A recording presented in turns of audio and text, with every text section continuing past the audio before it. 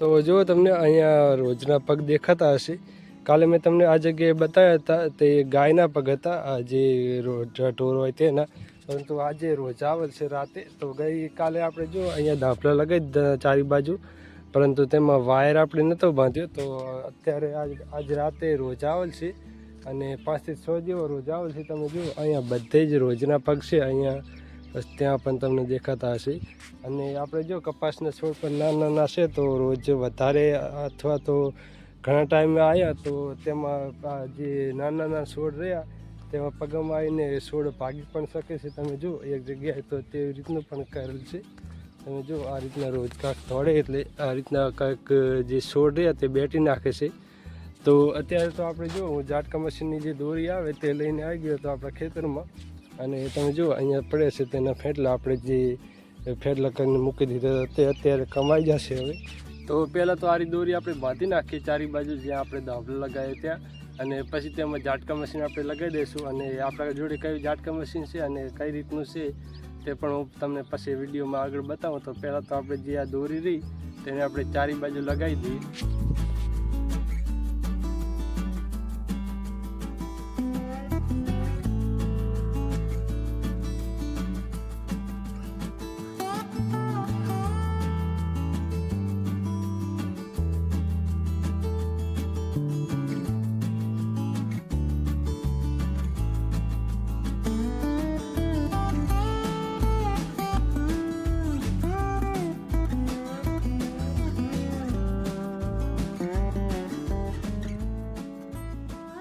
પહેલાં તો જો આ રીતની આપણે ઘરેડીઓ બાંધી દીધી છે, આપણે જે બધા ધાબળા લગાવ્યા ત્યાં. અને અંદર આ રીતનો વાયર પરવી નાખ્યો છે. તો હવે તે વાયરને આપણે તાણીને ટાઈટ બાંધી દઈએ અને પછી તેમાં ઝાટકા મશીન લગાવી દઈએ. જો આ રીતની ઘરેડી છે પથ્થરની, એટલે જે ઝાટકાનો અર્થિંગ આવે તે જમીનમાં ના ઉતરે અને અર્થિંગ સારી રીતે આખા જ વાયરમાં આવે. તો આપણે 2 તણીઓ બાંધી છે, એક ઉપર અને એક આ રીતની નીચે. તો આપણે ચારી બાજુ જે વાયર બાંધ્યા હતા તેને જો આપણે કમ્પ્લીટ મજબૂત રીતે તાણી અને આવી રીતે કાંક બાંધી દીધા છે ચારી બાજુ. જો અહીંયા જે ધાબળા લગાવેલા રહ્યા ત્યાં, અને જે કપાસ આપણે રહ્યો તેને કિનારે ચારી બાજુ આ રીતના ધાબળા ખોડી અને વાયર બાંધી દીધો છે અને તેને ટાઈટ પણ કરી દીધો છે કમ્પ્લીટ. તો ચલો હવે આપણે જો હું અહીંયા ઝાટકા મશીન લઈને આવ્યો હતો, તમને બતાવો તે ઝાટકા મશીન. તો જો આપણે આ રીતનું કાંઈક છે આપણું ઝાટકા મશીન. તમે જુઓ અહીંયા છે ઝાટકાના વાયર અને આ છે લાઇટના વાયર. તો અહીંયા ઝાટકાના 2 વાયર લાગી જશે, આ રહ્યો અર્થિંગ માટે અને આ રહ્યો ફેજનો વાયર આવશે. જે ઝાટકાનો વાયર આવે ત્યાં તે પીની અહીં લાગી જશે. તો આ રીતનું કાંઈક છે આપણે ઝાટકા મશીન. અને અંદર છે 12 વોલ્ટની બેટરી. તો આપણે જો અહીંયાથી આ ધાબલું છે તેને અહીંયા સુધી આપણે વાયર લાવી દઈશું અને પછી અહીંયા બોર્ડ છે લાઇટનું. તો આ જગ્યાએ જ આપણે ઝાટકો મેળ દઈશું, એટલે અહીંયા ચાર્જિંગ કરી અને રાતના ટાઈમે પછી તેને ચાલુ કરી દઈશું. અને અહીંયા ચાર્જિંગ થઈ જાય એટલે આપણો ઝાટકો આ જગ્યાએ અહીંયા પડ્યો રહેશે. તો પહેલું તો આ બધું આપણે સાફ સફાઈ અહીંયા કમ્પ્લીટ કરી નાખીએ અને પછી ત્યાં ઝાટકો ગોઠવી દઈએ. તો અહીંયા સાફ કરી નાખ્યું છે બધું ખડુખડીને કમ્પ્લીટ. તો અહીંયા બે ઈંટું મેળ દીધી છે, તેના પર ઝાટકા મશીન આવી જશે.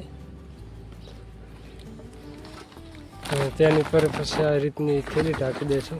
તો આપણે ઝાટકા મશીન કમ્પ્લીટ ગોઠવી નાખ્યું છે. જો તમે જ્યાં આપણે મેન વાયર આવે જે કરંટ માટેનો, તે જો આપણે ત્યાં બહાર રહ્યા વાયર ત્યાંથી કનેક્શન આપણે અહીંયા સુધી કરી દીધું છે. અને અહીંયા આપણે એક ઘરડી બાંધી દીધી છે અને તે વાયર ઝાટકા મશીનમાં જ્યાં પીળા કલરનો પિનિયો રહ્યો તેમાં લાગી જશે.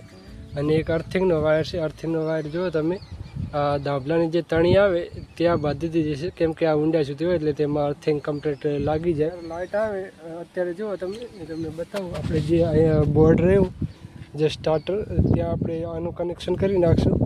અને અત્યારે જો તમે લાઇટ નથી એટલે પછી આપણે શું કરીશું કે જે આ પિનિયો રહ્યું આ બેટરી ચાર્જિંગ કરવા માટેનું પિનિયો છે, તો આ પિનિયાને આપણે તે બોર્ડમાં ફિટ કરી દઈશું એટલે ત્યાંથી ઝાટકો આખો દિવસ ચાર્જિંગ થશે. અને પછી રાતના ટાઈમે આપણે પિનિયું કાઢી અને ઝાટકો ચાલુ કરી દઈએ. મેલી દીધો છે ઝાટકો અને આ રીતનું કંઈક ગોઠવી દીધું છે. અત્યારે તો આપણે ઝાટકો કમ્પ્લીટ ગોઠવી નાખ્યો છે. તો હવે જ્યારે લાઇટ આવે ત્યારે આપણે બેટરી ચાર્જિંગ કરી અને પછી ચેક કરીએ કે જે આપણે ઝાટકાનો જે કરંટ આવે, જે ઝાટકો આવે તે કેવો આવે છે. તો અત્યારે તો લાઇટ નથી, તો આપણે લાઇટ આવે ત્યાં સુધી વાટ જોઈએ. ઝાટકા મશીન કેવી રીતે કામ કરે છે તે હું તમને થોડું સમજાવું. તો જો એક વાયર આરો છે જે ઝાટકો આવે તે, અને એક અર્થિંગનો વાયર છે. તો એક જ વાયર આવે છે જ્યાં આપણે તણી બાંધી ત્યાં એક જ વાયર લાગે. આરે જે ઝાટકાનો આવે મેન વાયર તે, અને અર્થિંગ વાયર જતો રહેશે અહીંયાથી અને જમીનમાં. એટલે જો એમાં થાય છે જેવું કે જ્યારે આપણે અહીંયા કોઈ બી વસ્તુ અડીએ, કોઈ બી ઢોર અથવા તો રોજડા અથવા તો કોઈ બી આપણે અડીએ, તો પણ જો આપણે એ પગ તો નીચે જમીનમાં જો, એટલે કે અર્થિંગ સાથે તો કોન્ટેક આપણો હોય. અને પછી જ્યારે આપણે આરો વાયર ઉપરનો જે ઝાટકાનો મેન વાયર આવે તે અડીએ, એટલે સર્કિટ પૂરું થઈ જાય, કમ્પ્લીટ થઈ જાય. સર્કિટ પૂરું થવાથી ઝાટકો આવે છે. તો એવી રીતનું કાંઈક ઝાટકા મશીન કામ કરે છે. જો ઝાટકા મશીનમાંથી આ રીતની કાંઈક થેલી ઢાંકી દીધી છે, એટલે તેનામાંથી વરસાદ આવે તો ઝાટકા મશીન પલળે નહીં. તો બસ આજની વિડીયો આપણે આટલા સુધી રાખીએ. તો આપણે રાતના ટાઈમે આવી અને ચેક કરીશું કે ઝાટકો કેવો આવે છે. તો બસ આજની વિડીયો આપણે આટલા સુધી રાખીએ, અને વિડીયોને લાઈક કરી દેજો અને આપણી ચેનલ સબસ્ક્રાઈબ કરી દેજો. તો મળી જલ્દી બીજા વ્લોગમાં. ત્યાર સુધી જય હિન્દ, જય ભારત.